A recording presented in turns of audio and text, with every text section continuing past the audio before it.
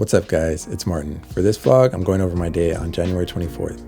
I played about 10 hours over 4 separate sessions and cashed out over 800 in profit. Before I get into the bigger hands of the day, I want to make note that I'm not going to explain too much on why I played these hands exactly the way I did because then the video would be too long. I plan on making future videos where I teach and discuss my playstyle and talk more about the game. And if the channel does well, maybe even do live streams to discuss it with you guys. So for those of you that play regularly, you'll probably have various thoughts and opinions on the moves that I make. Feel free to leave that in comments below. I'm always open for advice and criticism. So without further ado, let's get into the video. I mainly play at 2 card clubs, the main one being the Lodge, and I get here at 9:30 in the morning. And as you guys will see, typically my first buy-in is $100. Again, in the future, I'll get into why I do this as part of my strategy. But 10 minutes in, I'm dealt pocket tens in middle position, and I call $15 4 ways. 4 players. The flop comes 5-5-3 with 2 diamonds. I check to the pre-flop aggressor who raises $35. And when the other players fold, I decide to pot commit myself because I think he might be behind on a pair under mine or maybe over cards. But I know he could also have an over pair better than mine. So when the turn is a 6 of diamonds, I actually like this card since it gives me a flush draw in case I'm behind. 31. You got a flush? Nah, not yet. Alright. Except he reveals jacks with a jack of diamonds, so I'm drawing to just 2 tens. Hey, I'm dead to the 10. Missing.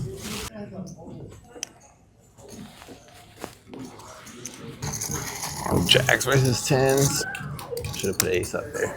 So just like that, I lose my first buy-in. And when I lose my first buy-in, typically I'll buy in 2 to 400. And I actually like this table, but there's only 2 players with decent stacks, so I decide to just buy in 200.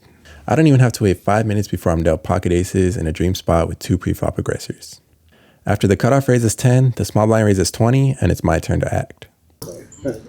Bill, because you're running high. I was just running out that one. 50. 50. 50. Man, look at this.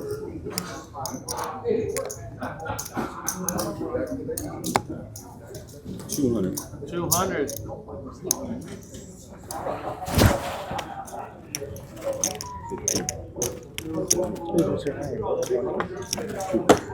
200. Now.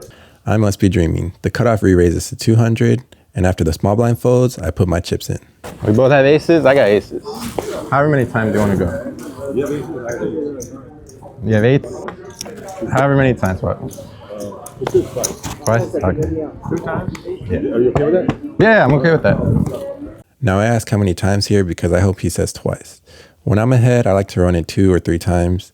And when I'm behind, I like to run it just once. He has 8s. Deuce. Good hand on that one. I did not say what you call. Oh, well, I can't beat you anymore. You win. Good hand, man. Yes, sir. Thank you. And just like that, I'm up $100 in the session. I build my stack up a bit more when I'm dealt ace queen in the cutoff, and we go $15 4 ways to the flop. I think I'm still dreaming because I just flopped a straight. Now typically I don't like to slow play too much, but I decided to check the flop here and see the turn.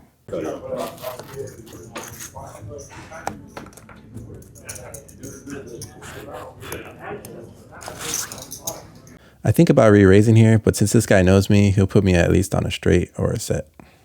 I'm just gonna play my button and I gotta take off. You as well.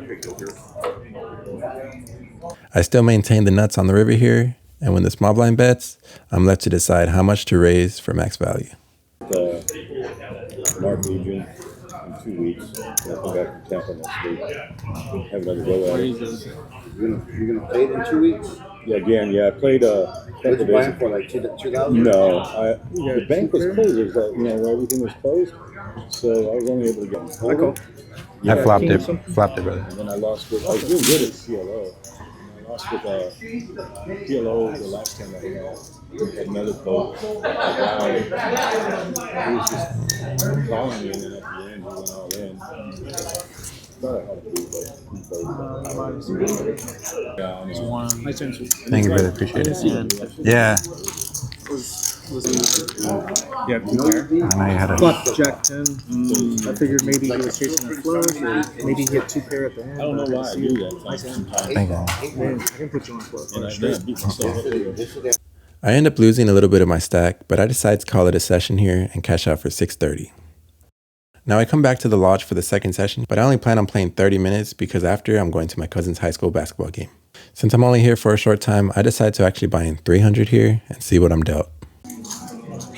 4 players. 15 minutes in, I'm dealt pocket jacks in middle position when I face a 3-bet of $40. I take a minute to decide and just call, and we go 4 ways to the flop. I flop middle set here, which is very strong, but I decide to check to the button, who was one of the initial pre-flop aggressors.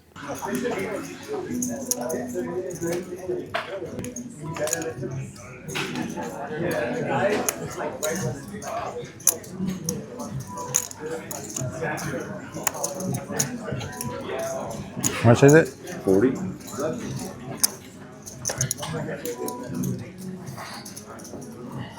I think about calling, but with 2 clubs on the board and a good sized pot, I decide to jam. All in? All in now.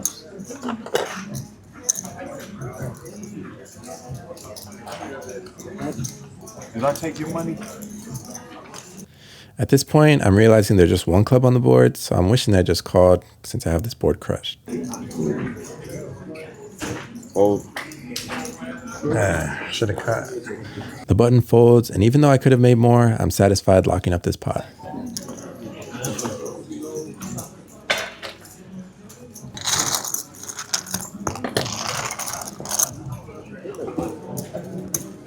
Appreciate it. Thank you. I got you. Thank you. I cash out 15 minutes later at $430. This puts me at a $130 profit in just 30 minutes. For this third session, I come to the second card house I mainly play at, Royal Card House. With the new table opening up, I decide to just buy in $100. Very first hand, I get dealt King 9 of clubs and call $15 4 ways.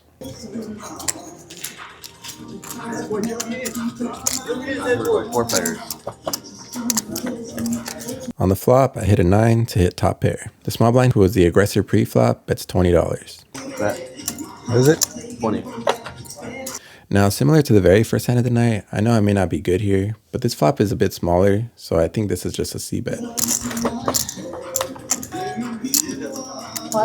come on. When I hit trips on the turn here, the small blind checks to me, and I know that I'm ahead of him, so I decide to bet $30 with the plan of going all in on the river. What is it? 30. 3 ways. River. The river is a 7, which isn't a great card because it puts a 4 card into the straight, but if they got it, they got it. I go all in. All in? How much? 35. Top.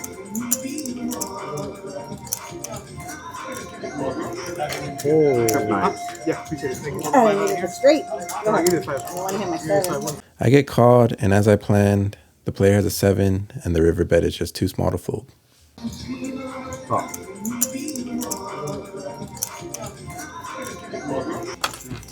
I lose a bit of my stack before I'm dealt King 10 off in the big blind, and we go 5 ways to the flop.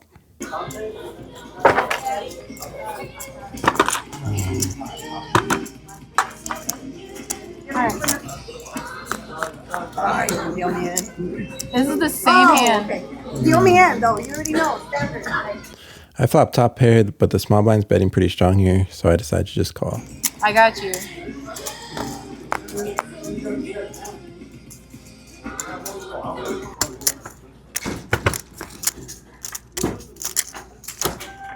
I turn 2 pair, which is great, But the small blind's still betting pretty strong, so I decided to just call.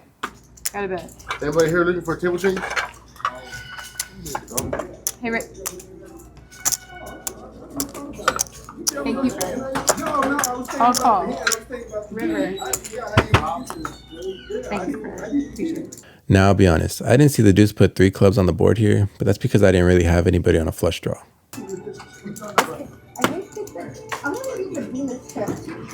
Bet.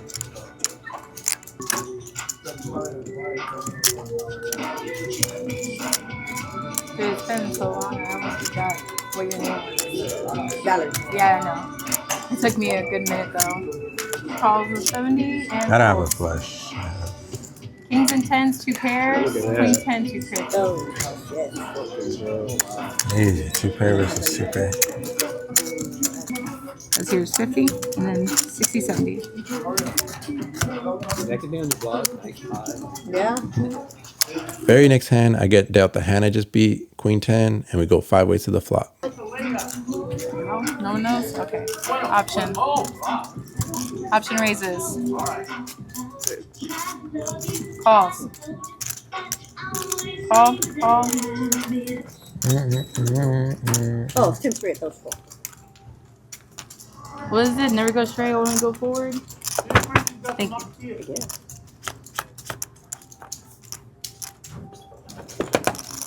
Check. Bet. Fold. Call.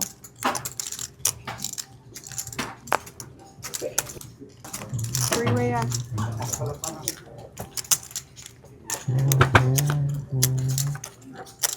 I turned the nut straight, and it's not the ideal 9 I wanted because it puts 3 hearts on the board, but I bet to see where I'm at. Bet.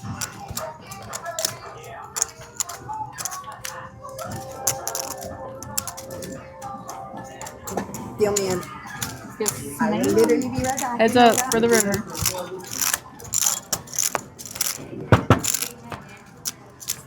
When it comes heads up to the river here, I know I'm good. I just got to decide how much to bet to get a call.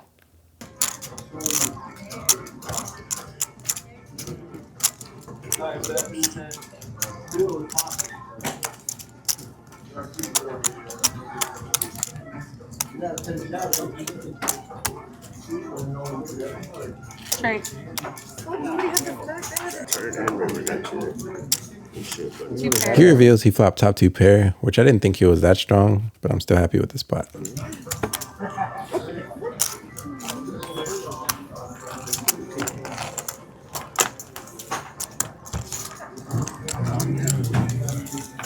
Have you ever seen Pitch Perfect? Yeah, you know the really quiet girl. They like. Oh, hardly, wait, yeah. You remind me of her. I can hardly hear you half the time. Nah, sometimes I talk. See, like right now, what did you just say? Now, the dealer is joking about how quiet I am, and sometimes I will like joke around and be friendly with people. But at this point in the game, I was very locked in and taking the game very serious. And when I do that, I'm just kind of in my own shell because it takes a lot mentally to think about every factor in everybody's actions to read their hands. Now, at the end of this session, I ended up cashing out at 360 and I played about 2 hours. So I was very happy with how efficient I was. So yeah, you can see the results here. I ended up making $850 profit in 10 hours. And in these numbers, I'm including the check-in fee as well as the time paid, because when you play poker regularly, this is something that you have to battle and consider. Now, for the 4th session, I went back to the lodge and I was actually in for 425, but I cashed out 575. That one I played 4 hours and I was initially down about $250 in this session. I didn't really want to show any video for this because it was just a long, grueling session without very many interesting hands. That'll go into something I talk about later, where not every session is very quick. Sometimes it's a long 4, 5, 6 hour session just to make a couple hundred, and that's just part of the game. And it can be mentally draining. Like the next day I didn't even end up playing. But yeah guys, I'm working on editing these videos more efficiently so I can post more and you guys can see what it's like to play poker full time. For now, I'm planning on posting every Friday, so stay tuned. Thank you guys for watching. Subscribe.